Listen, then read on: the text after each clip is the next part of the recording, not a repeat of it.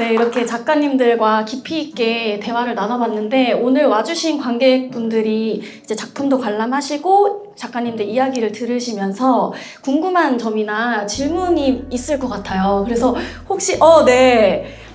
네, 반갑습니다. 네, 안녕하세요. 예, 저는 국민학교 시절을 보냈고요. 불자동차 그리기, 그때는 포스터 그림이 많았거든요. 그래서 상을 많이 받으면서 그림에 대한 로망을 컸는데 그 로망이 계속 멈춰 있는 상태고 그림을 많이 보러 다니는 스스로 갤러리를 많이 찾아다니는 신, 그리고 여기 더 샵 갤러리를 와가지고 너무 반해가지고 지인들한테 입소문도 많이 내고 그렇게 해서 막 이렇게 오늘도 두 작가님을 만나러 달려왔거든요. 근데 좀 현실적인 질문을 좀 드리고 싶어요. 두 분은 워낙 유명하신 분이니까 작품 가치가 아까 내가 부르는 대로 주더라, 또 이 정도 하면 되겠다, 이렇게 해가지고 받으신 거잖아요. 근데 이 그림 작가들 세계도 굉장히 힘들고 그래서 그 가치를 어떻게 측정하시는가, 또 이 정도면 내 가치가 알려지는데 굉장히 많이 피력이 되는 건가, 그런 질문을 좀 드리고 싶네요. 사실 제 작품의 가격이 상대적으로 높다고 예를 들면 제 작품이 상대적으로 좋은 작품이라는 생각을 하는 적은 단 한 번도 없고요. 제 작품의 가격이 낮게 책정됐다고 제 작품이 상대적으로 안 좋은 작품이라고 생각하고 그림을 그린 적도 단 한 번도 없어요. 대신 제가 판매를 해야 되겠다라고 생각하고 전시하는 작품이 있고요. 죽어도 판매하지 않은 작품이 있어요. 죽어도 판매하지 않으려고 했던 작품을 누군가가 졸라서 판 적이 있거든요. 다시 뺏어왔어요. 돈을 더 주고. 후회스럽더라고요. 1000만원짜리 작품이었었는데 1500만원을 주고 다시 사왔습니다. 이건 팔면 안 되겠다는 생각이 들었어요. 왜 그랬냐면요, 저의 기준입니다. 지극히 저의 기준인데, 저는 삶이 담긴 그림이다 보니까요, 제가 그 삶에 쏟은 에너지 대비로 가격대를 형성합니다.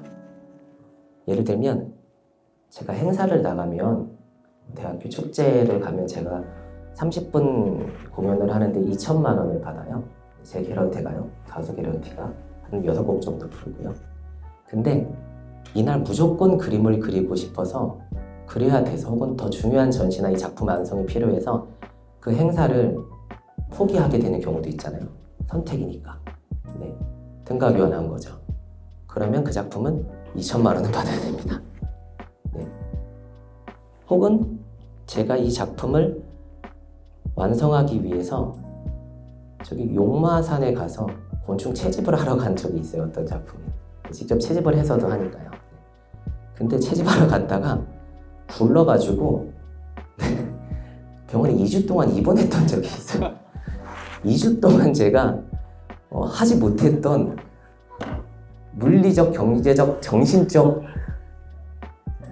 근데 이 가치가요, 저는 상당히 컸다고 생각하거든요. 그러면서 완성한 그 작품은 가격을 매길 수가 없더라고요. 그래서 안 팝니다. 이런 식으로 저는 그냥 철저하게 제 기준에서 제가 그만큼의 가치를 썼냐 아니냐에 맞춰서 등가 교환의 기준으로 가치를 선택하는 편입니다. 사실 저 같은 경우는 저도 그 부분에 대해서 고민을 정말 많이 했거든요. 제가 첫 전시 때 한 작품이 2천만 원에 팔리다 보니까 갭이 너무 크지 않습니까? 3만 원하고 2천만 원 너무 크잖아요. 그래서 주변에 그때 당시 그 관장님한테 여쭤봤어요. 전 앞으로 어떻게 살아가면 될까요?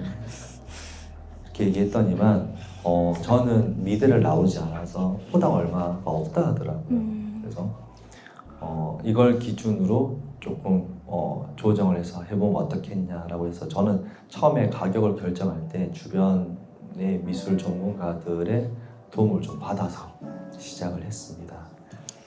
감사합니다. 혹시 다른 관객분들 또 질문이 있으시면 제가 우리 미술계에서 이제 이런 종합적인 다른 분야의 엔터테이너들이 넘어오는 현상에 대해서 먼저 설명을 해드릴게요. 사실 제 의견이 아니라 별로 시선이 좋지 않아요. 왜냐면 이제 뭐 요즘 같은 세상에서 이제 10년, 20년 이제 경력 쌓은 그런 이제 원래 그 현장에 종사하던 작가들보다는 좀 이제 엔터라던가 음악이라던가 대중 가수로 이렇게 인기를 얻으셨던 분들이 넘어오면은 아무래도 좀 유리한 것도 사실이에요. 근데 이제 이거를 제가 어디 인터뷰 나가서 얘기한 적이 있는데 어쩔 수 없다. 이건 현상이다. 나쁘게 볼 수가 없다. 이제 분야라던가 장르 경계가 무너지는 시대이기 때문에 서로 호환하면서 살아야 된다. 제가 이 말을 항상 하거든요. 그래가지고 이제 그거에 대한 이제 그런 시선에 대한 각자의 의견들도 궁금하고, 두 번째, 그래서 제가 하는 말이 이제 세상이 이렇기 때문에 저 사람들 욕하고 나쁘다 말할 필요가 없다. 우리 작가들도 TV 나오고 CF 찍으면 되지. 그런 세상이다. 그래가지고 이제 저도 이제 작가를 이제 10년 넘게 하고 있지만 이제 좀 유튜브라던가 이런 이제 행사가 있으면 또 이제 적극적으로 하는 편이고 소통하려고 하는 편인데, 그래서 이제 엔터 쪽에서 이제 다른 분야에 넘어오신 분이 할 때 저는 이제 그런 차별 없이 같이 하려고 많이 도와드리거든요. 그런 견지에서 이제 저는 작가도 음원을 낼 수 있다고 생각하거든요. 저랑 같이 음악 하나 만드시죠. 이게 제 질문입니다. 좀 길었는데 결론은 같이 음악을 하자. 우리 프로듀서님, 작곡가님 어떻게 생각하시나요? 예. 제가 목이 메어서 말이 안 나와요. 저도 긴장해가지고. 제가 너무 잘 알고 있는 동생이고요. 너 왜 왔니? 작가이지만 상당히 노래를 잘합니다. 제가 단둘이서 차를 타고 이렇게 뭐 뜻하지 않게 드라이브를 한 적이 있는데 아주 그냥 차에서 음악을 틀면 차에서 내릴 때까지 노래를 합니다. 그만큼 진지해요. 저는 사람을 평가할 때 또는 그 사람이 예술을 임할 때 가장 중요하게 보는 게 있어요. 누구나 예술을 할 수 있고요. 그리고 못하는 건 관계없어요. 다만 우습게 알면 안 돼요. 그만큼 진정성 있고 진지하게 한다면 누구나 예술가라 생각하거든요. 얘기했지? 우습게 생각하면 안 된다고. 그래서 너가 만약 형님들하고 작업하고 싶으면 너가 진지하게 와서 노래 실력을 보여줘. 그럼 우리가 같이 생각을 해볼게. 음악은 저는 이제 독전 혼자 하기 때문에 음악은 저 혼자 하겠지만 작품 활동이나 무언가 기회되면 너무나 당연히 환영이고요. 뭔가 같이 할 수 있는 건 당연히 환영이고요. 제가 청소년 강연을 12년 전부터 지금까지 1년에 700회 정도 가요. 대한민국에서 가장 많은 청소년 강연을 가장 오래 해왔고요. 장학사님들 강연까지도 제가 담당해서 서울시, 경기도 다 하고 있는데요. 저는 아이들, 청소년들을 보면서 동물 같다는 생각을 많이 합니다. 젊은이들, 청소년들 다 야생동물 같다고 느끼는 게요. 동물과 우리들이 비슷한 점이 상당히 많아요. 생태계 안에서의 동물과 사회 안에서의 우리가 되게 비슷한 점이 많은데 뭐가 비슷한 것 같아요? 네, 말을 안 합니다. 대답을 잘 안 하잖아요, 그죠? 말을 잘 안 해요. 표현을 잘 안 해요, 우리들이. 나쁘다는 게 아니라요. 우리가 표현을 하는 방법을 잘 배우지 않았고요. 표현에 대한 욕구는 있는데 어떻게 꺼내놓아야 될지 잘 모르는 세상 속에 살았어요.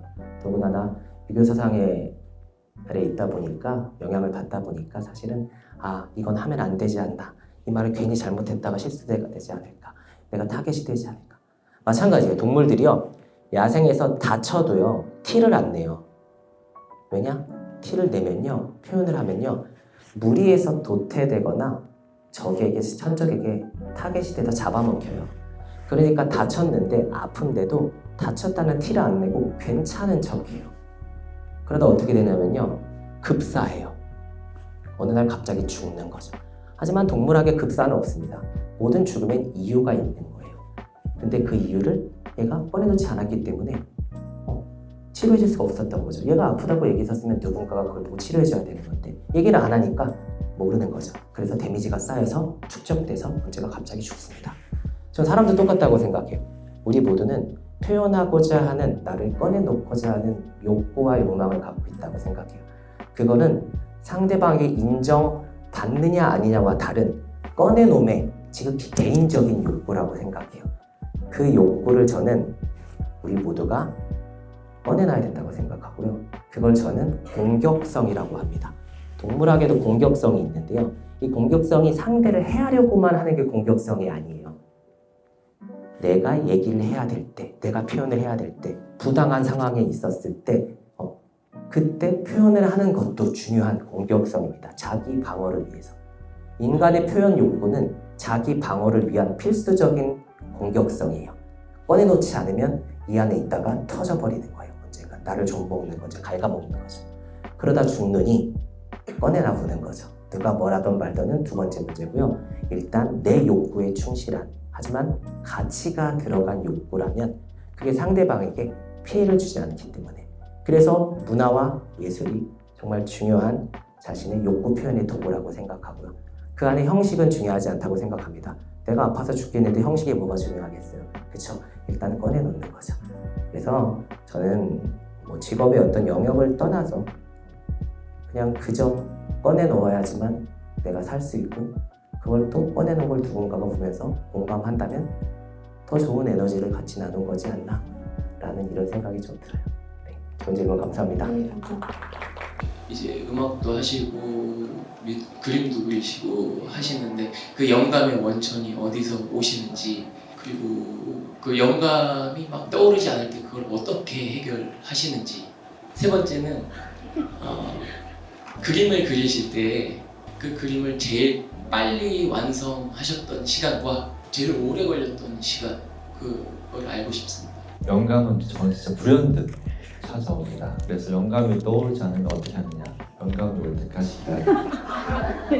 왜냐면 올 때까지 기다려야지. 오지 않는데, 그죠? 그래서 제가 원할 때 영감 오지 않아서 기다리고, 저는 주로 주변에서 많이 찾아요. 그래서 서랍을 뒤지다가도 어떤 물건이 나오면 이걸로 해볼까? TV를 보다가도 어떤 영화의 장면이 보이면 이걸 한번 표현해 볼까라는 생각으로 하고요. 사실 직업 예술인의 삶이 그렇습니다. 저 같은 경우는 이제 음악을 오래 했고 작곡을 오래 하다 보니 음악은 영감에 의해서라기보다는 그냥 사무직처럼 일을 합니다. 일이 들어오면요, 정말 학습된 패턴을 가지고 그대로 답습하는 형태로 곡을 만들기도 하는데, 미술은 그렇지가 않아요. 워낙 제가 기초가 없고 학습이 없다 보니 정말 영감이 오면은 그때부터 하는데, 방금 말씀드렸다시피 영감이 오지 않으면 올 때까지 기다리고 사실 붓을 들지는 않습니다. 네. 제가 제일 빨리 그린 거는 한 이틀 만에 그린 적이 있고요. 한 20호 정도 사이즈 이틀 만에, 거의 밤을 새다시피 거의 이틀 동안 그린 적이 있고, 가장 늦게 그린 건 한 석 달 정도. 그거를 석 달 동안 그린 게 아니고요. 한 3분의 1 정도 그리고 아무도 안 오십니다. 구상이 안 돼서.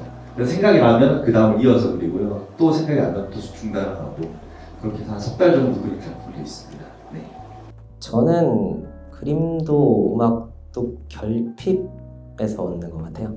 외롭고 부족하고 채워 넣어야 되겠다라는 배고픔, 쉽게 생각하면 그 결핍에서 영감을 얻다 보니까 그걸 채워 넣으려고 사람을 만나서 대화를 하건, 아니면 또 다른 작가들의 작품을 보건, 혹은 듣건, 혹은 읽건, 그러면서 간접적으로 무언가 채워 넣거나, 그렇게 하면서 거기서 얻었던 그 과정이, 결핍을 채워넣는 과정에서의 계기들, 인연들, 그걸 이제 작품에 많이 담는 편이고요.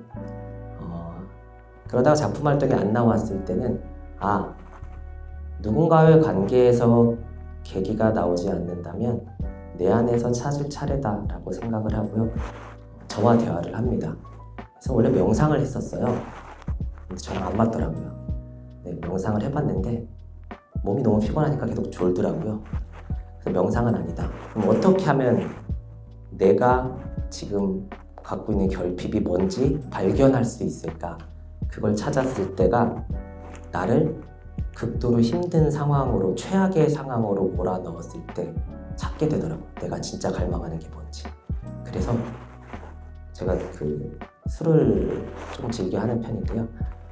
제가 통제하지 못하는 제가 통제하지 못하는 제 몸, 제가 통제하지 못하는 정신 상태에서 거기서 제가 하는 어떤 행위들이 있을 거 아니에요. 보고 싶은 사람한테 전화를 한다거나, 그렇죠? 네, 문을 두드린다거나, 혹은 뭐 책을 던진다거나, 네, 무언가 아니면 요리를 막 해먹는다거나 이런 어떤 저의 행위들 있잖아요. 녹음기를 켜놓거든요. 네. 그런 행위들을 이제 녹음이나 촬영을 해놔요. 그런 다음에 다음날 맨정신일 때 그걸 봅니다. 그럼 되게 부끄럽잖아요. 저의 민낯을 제가 마주한 거니까. 근데 알아요. 우리는 부끄러움 속에서 내가 철저하게 바닥이 됐었을 때 내가 진짜로 지금 원하던 게 뭔지, 갈망하는 결핍이 뭔지를 저는 찾을 수 있더라고요. 그럼 이제 그걸 계기로 작품 활동을 시작해요. 네. 그렇게 해서 그림을 그리기 때문에 저는 사실은 말씀하신 것처럼 짧게 완성된 작품과 길게 걸린 작품이 없어요. 저의 가장 힘들었던 결핍의 시간은 코로나 때 마찬가지로 형님처럼 저도 코로나 때 약 3년 정도? 네. 코로나 후로 3년 안에 그렸던 모든 작품이 끝입니다. 지금은 그림을 그리지 않아요. 네. 대신 3년 동안 저의 결핍이 완전히 바닥이었을 때 그때 그려놓은 수십 점의 작품들을 지금 이제 조금은 달라진 환경에서 그에 맞는 오브제 작업을 추가적으로 하고 있는 거예요. 네. 그래서 지금은 물리적으로 저한테는 그림을 그릴 수 있는 시간이나 혹은 정신적으로 그런 결핍은 아니라고 생각을 하고 그때 그려뒀던 저의 그림에 지금 또 다른 지금의 저를 담아서 이제 생물 오브제 작업을 해서 완성을 짓는 편이에요. 네, 그래서 저는 짧게도 길게도 아니라 모든 작품을 다 코로나 3년 때 그렸습니다. 3년간 그렸어요. 네, 거의 그렇게 보시면 됩니다. 네, 시간이 좀 이제 많이 지나서 마지막으로 한 분 계시면은 질문 받고 마무리를 하도록 하겠습니다. 네, 저는 이제 원래 클래식 전공을 했었고 저희 어머니도 이제 피아니스트시고 동생도 바이올린을 하는데 제가 그 조재윤 오빠이자 작가이자 대표님을 이제 존경하고 되게 따르는 이유는 이게 음대를 클래식을 전공을 해서 이런 다양한 도전을 하는 게 쉽지 않은데 저 또한 이제 23살 때 창업을 해서 출판사도 운영을 하고 있고 문화문화공간도 운영하고 있지만 지금 연주 활동을 제 사비를 써서 아직도 하는 이유는 음악을 전공했거나 예술을 했던 친구들은 결국 이게 돈이 되지 않지만 포기했을 때 더 큰 우울감이 있기 때문에 저는 이제 30대가 돼서 더 많이 고민이 되는 건 이제 어떤 무대에 서는 게 조금 무섭더라고요. 그러니까 제가 이제 사업으로서는 이런 거 저런 거를 많이 해왔는데 무대를 했을 때 제일 어려운 거는 이 클래식 연주가 100점 만점에 100점이 누가 평가를 하는가 그리고 어느 순간 무대를 서는 게 좀 무서울 때도 있고 연습을 내가 이 정도 됐다라고 해서 몇십 시간 연습을 해도 무대 전날에는 항상 그 불안함이 있거든요. 근데 저는 미술 작품도 비슷하게 생각을 하는 게 내가 이게 완벽하다라는 기준은 없지만 정말 노력을 해서 이 정도면 됐어 라고 해도 그 남의 평가가 혹은 이게 100점일까? 혹은 이제 누가 알려주는 사람이 없기 때문에 그 불안감도 저는 있을 거라고 보거든요. 그러면 이걸 어떻게 자기만의 기준을 세워서 이 멘탈을 극복을 하는지 혹은 그런 두려움은 없는지가 좀 궁금합니다. 되게 좋은 질문을 하신 것 같아요. 저는 그래요. 예술 시장은 제가 봤을 때 철저히 기호 시장이기 때문에 그래서 그 어떤 누구도 100% 만족을 할 수가 없어요. 그래서 저는 제가 작품을 함에 있어서 물론 대중성도 고려하는 부분이 있겠지만 기준을 두진 않아요. 그래서 제가 작품 활동을 하는 거의 첫 번째 이유는 첫 번째는 저 존재의 이유 때문에 하고요. 평가보다는 내가 이 행위를 함으로써 내가 직업 예술인으로서 살아가는 에너지가 된다고 생각을 하거든요. 그래서 우리 이서진 대표도 마찬가지로 사업도 사업이지만 무대에 서는 걸 두려워하지 말고 남의 평가와 그런 이목을 신경 쓰지 말고 지금처럼만 해나가면 저는 아주 훌륭하다고 생각을 합니다. 네. 클래식 연주를 하던 친구를 만났던 적이 있었어요. 연주를 하는 친구에게 힙합이라는 장르에서 제가 어떤 중간에 간주에 타임을 주고요. 이 사이 동안 연주를 해달라 그랬어요. 주어진 악보가 아니라 연주를 해달라고요. 왜냐면 힙합은 그렇거든요. 힙합은 프리스타일이고 그래서 DJ 하는 분들도 시간 타임을 주면 자기의 표현 방식대로 DJ를 긁어서 녹음을 합니다. 근데 이제 클래식으로 즉흥 프리스타일 연주 라인을 만들어 본 적이 없었을 거 아니에요. 사실은 어떤 악보에 대한 연주와 제 해석을 통한 연주를 했었으니까. 근데 그걸 되게 두려워하더라고요. 내가 잘할 수 있을까? 한 번도 안 해본 작업인데 어떤 악보를 연주하는 거는 정말 자신 있는 친구인데 근데 처음 해보는 무언가를 마주했을 때 우리는 되게 두려움의 호르몬이 나오기 시작합니다. 근데 그건 누구나 마찬가지예요. 저는 21년째 무대를 서지만 무대 설 때 항상 아직도 긴장돼요. 네, 지금 여러분을 만나면서도 제도 반짝반짝거리죠. 네, 땀에 흥건히 젖어 있습니다. 네. 근데 이거를요, 기분 좋은 땀이 있고 기분 안 좋은 땀이 있더라고요. 내가 뭔가 소모적이고 내가 뭔가 지금 준비가 안 됐고 내가 뭔가 타인의 숫자에 휘둘려가지고 올라가서 나는 긴장의 땀은 악취가 나요. 내 스스로가. 근데 그럼에도 불구하고 처음 해보는 거고 낯선 사람들을 만나는 거고 마주하는 거지만 내가 무언가 기준을 나한테 두고 준비가 되어 있고 내가 무언가 여기서 얻어갈 수 있는 무언가를 중심을 확실히 하나라도 갖고 있다면 가사를 틀리더라도 내가 표현하고자 했던 걸 얻어갈 수 있다면 표현해낼 수 있다면 그렇다면 그 떨림은 여전히 있고 땀은 흐르지만 이 땀이 되게 자랑스러워요.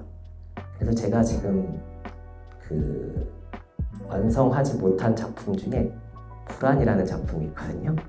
네, 그게 제가 이 땀이 나는 그 상황에 대한 종류, 상황에 따라서요 그때마다 이걸 찍어놨어요. 네, 그래서 이때는 기대감의 떨림, 이때는 행복감의 떨림, 이때는 왠지 모를 낯선 두려움, 이때는 왠지 모를 충만함. 여전히 땀은 항상 나고 있어요. 근데 분명 다 다르겠죠. 이제 그게 언제 완성될지는 모르겠어요. 근데 이걸 부정할 수는 없는 것 같아요. 다한증 수술이라는 게 있잖아요. 다한증 수술을 하면요 부작용이 뭐냐면요 보상성 다한증이 나와요. 네, 여기 땀이 안 나게 하려면요 네, 일부러 이렇게 이식을 해서 땀을 안 나게 하는데 신경을 그러면 다른 부분에 땀이 많이 납니다. 네, 그래서 억지로 막을 수 있는 게 아니라고 생각을 해요. 그래서 마주하는 게 중요한 것 같고요. 마주하면 확실히 알게 돼요. 즐길 수 있게 돼요. 조금은 더 즐거움에 긴장을 하실 수 있게 되실 것 같고 물론 충분히 그런 영역이 계실 건데 주변 상황들이나 이런 데 점점 우리가 휘둘릴 수밖에 없잖아요. 점점 더 신경 쓰게 되고 근데 분명 아시고 하셨을 거예요. 원래의 자신을 다시 되찾는 방법은 결국은 뒤에 있는 게 아니라 앞에 있는 거지 않을까. 불안함의 뒤에 방법을 찾는 게 아니라 불안함의 앞에서 먼저 마주하면 이 땀이 되게 자랑스러워질 수가 있더라고요. 저는. 네. 그래서 다시 찾으실 수 있지 않을까 생각이 됩니다. 네. 이렇게 작가님들과 토크를 하다 보니까 시간이 정말 빨리 지나갔는데요. 이제 마무리를 해야 될 것 같습니다. 오늘 이렇게 자리를 만들어주신 더샵 갤러리 관장님, 그리고 갤러리 관계자분들, 그리고 함께해 주신 작가님께 큰 박수 한번 부탁드릴게요. 네, 그리고 오늘 와주신 관객분들도 너무너무 감사드리고 다음에 또 더 좋은 자리에서 더 의미 있는 시간을 보내는 자리가 있었으면 좋겠습니다. 이거보다 더 좋은 자리. 있지 않을까요? 우리 다 더 같이 또? 사진 찍을까요? 네네네. 네, 앞으로 다 나와주시죠. 네, 앞쪽으로 앉아주시고 네, 다 많이 같이 와주셨어요. 다 앞으로 나와주셔서 우리 다 단체 사진 촬영하고